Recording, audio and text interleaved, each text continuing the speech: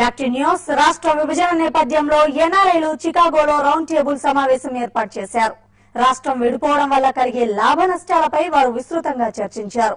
Peoples for Lok సత్తా ఆధ్వర్యంలో జరిగిన ఈ సమావేశాల్లో వక్తలు వారి అభిప్రాయాలను అడిగి తెలుసుకున్నారు.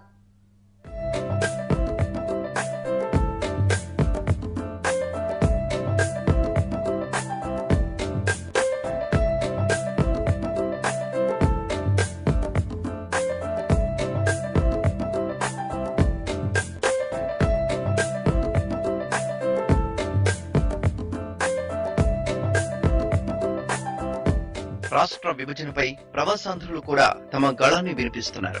రాష్ట్రం రెండుగా విడిపోవడం వల్ల కలిగే కష్ట నష్టాలపై తీవ్రంగా చర్చించారు. అమెరికాలోని పీపుల్స్ ఫర్ లోక్ సత్తా ఆధ్వర్యంలో రౌండ్ టేబుల్ సమావేశం నిర్వహించారు. డల్లాస్, బే ఏరియా, చికాగో ప్రాంతాల్లో ఈ సమావేశాలను నిర్వహించారు. ఇందులో తెలంగాణ, ఆంధ్ర, రాయలసీమ ప్రాంతాలకు చెందిన పలువురు ప్రవాసాంధ్రులు పాల్గొన్నారు.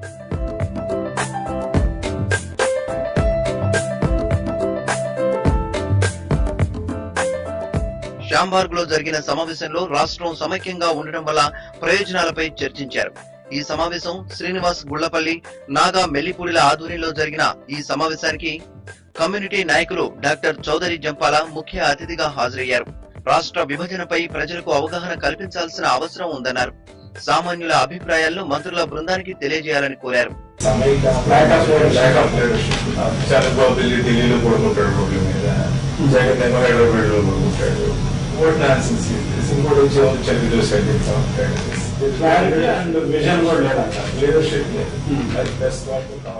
ఏం పుట్టిన తర్వాత కానీ ఇక్కడ ఉన్నటువంటి చాలా మంది పుట్టిన తర్వాత కానీ మన క్యాపిటల్ అని అంటే హైదరాబాద్ అనే తెలుసు కానీ లేకపోతే కర్నూలు అని తెలియదు. అంతకుముందు తరతరాల నుంచి గుంటూరు కూడా చెప్పుకుంటాను.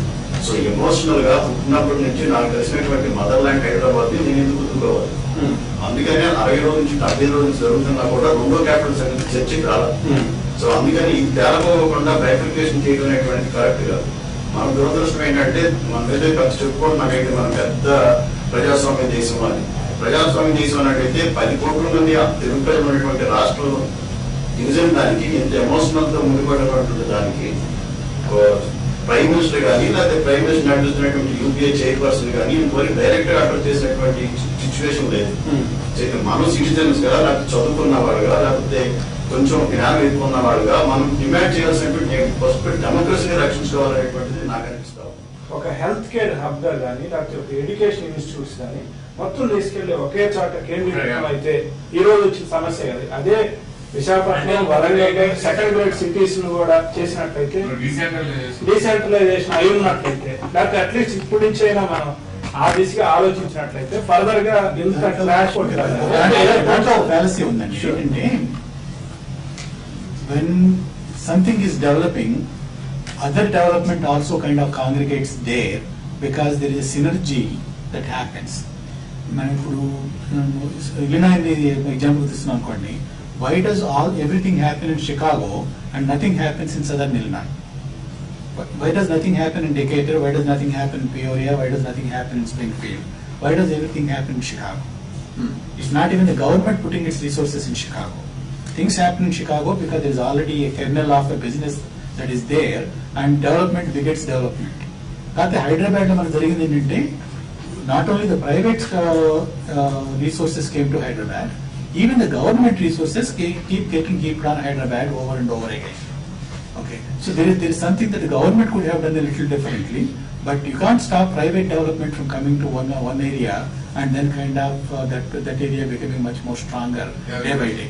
Even our government number manaku GO vachindi, they declared that 83,000 jobs are illegally occupied. So after then 2008 lo unko bill vachindi, Chandrababu Naidu was there. అప్పుడు కూడా చేస్తానే ఉన్నారు. It was never implemented. Rajasekhara Reddy వచ్చిన తర్వాత కూడా there was a discussion in Assembly. Nagarjuna Sagar project గురించి మాట్లాడారు. So చెప్పినట్టు నల్గొండ ఇంకా తెలంగాణ ప్రాంతం నల్గొండ ఖమ్మంకి వస్తుంది అండ్ ఇక్కడ వస్తున్నారు. అది ఎంత వరకు మీరు సక్సెస్ఫుల్ ఇంప్లిమెంట్ చేస్తున్నారు? ఎందుకంటే మన తెలంగాణ కొంచెం ground level water level hire ఉంది కాబట్టి హైడ్రో లిఫ్టింగ్ ప్రాజెక్ట్స్ అనేవి చాలా ఉన్నాయి. కానీ they never implement hydro lifting projects. వాళ్ళు ఇంప్లిమెంట్ చేయరు. చాలా నుంచి చాలా ఇన్వెస్ట్మెంట్ పెట్టి they started project but they never complete. Water అనేది నేషనల్ రిసోర్స్ గా ఇన్ని స్టేట్స్ మధ్యలో ఎందుకు ఈ ప్రాబ్లమ్స్ వస్తున్నాయి? అమెరికాలో ఇన్ని వేల డ్యాములు కట్టినప్పుడు స్టేట్స్ మధ్యలో ప్రాబ్లం లేకుండా ఎందుకు ఉంది? అది అనలైజ్ చేసి అదేమన్నా ఇంప్లిమెంట్ చేయాలి. స్టేట్స్ సేవ్ చేసుకోవాలి. ఒక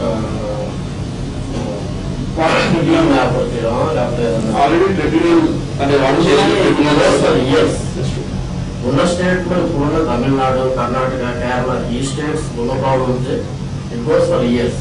ఇప్పుడు రిజాల్వ్ కూడా కాదు. కట్టుకున్నవాడు వాడు ఇష్టం వచ్చే హైట్ కట్టేస్తాడు, వీడు గొడవ పడతా ఉంటాడు, వాడు తగ్గినంటాడు. ఇదే గొడవ కంటిన్యూ అవుతుంది. అది కాకుండా ఉంటే సగం ప్రాబ్లం ఇక్కడే సాల్వ్ అవుతుంది. ఒకవేళ రాష్ట్ర విభజన అనివార్యమైతే జాతీయ స్థాయిలో కమిటీని వేసి 2 రాష్ట్రాలకు వనరుల పంపిణీ చేయాలని వారు అభిప్రాయపడ్డారు. ప్రవాసాంధ్రులను ఒకచోట చేర్చి రాష్ట్ర విభజనపై తమ అభిప్రాయాలను వ్యక్తం చేసేందుకు అవకాశం కల్పించినందుకు పిఎఫ్ఎల్ చికాగో సభ్యులను ఎన్ఆర్ఐలు అభినందించారు. నాగా మెల్లింపూడి, శ్రీధర్ మ్యానా, శ్రీను బత్తిన, స్రవంతి యలమంచిలి, కౌశిక్లను కృషికి ప్రశంసించారు.